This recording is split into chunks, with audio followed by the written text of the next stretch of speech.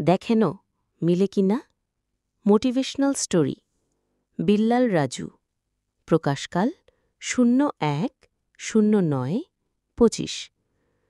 বন্ধুরা, আমরা ছোটকালে পড়েছি, জন্ম হোক যথা তথা, কর্ম হোক ভালো। এই কথা কি পুরোপুরি সত্য?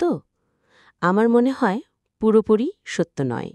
যেমন 1, সুইডেনে জব করা একজন লোকের যদি জব চলে যায়, তবে সে আগের জবের 80% হারে ভাতা হিসাবে পাবে এবং সে এভাবে 9 মাস পেয়ে যাবে এবং সমাজ ও রাষ্ট্র তাকে জব পেতে সাহায্য করবে। এখন এই লোক যদি সোমালিয়ায় বাস করত, সে কি এই সুবিধা পেত? 2, ফিনল্যান্ড শিক্ষা ব্যবস্থা দুনিয়ার সেরা শিক্ষা ব্যবস্থা। একজন প্রফেসর সন্তান যে শিক্ষা পাবে, সেই শিক্ষা ব্যবস্থা একজন ড্রাইভারের সন্তানও পাবে। এটা ভারত বাংলাদেশ সম্ভব কি? 3, এদেশে ধনীর সন্তান ইংলিশ মিডিয়ামে পড়ে, একজন বস্তির সন্তান কি ইংলিশ মিডিয়ামে পড়তে পারবে? বলা হয় ভালো লোকের সাথে সঙ্গ করো।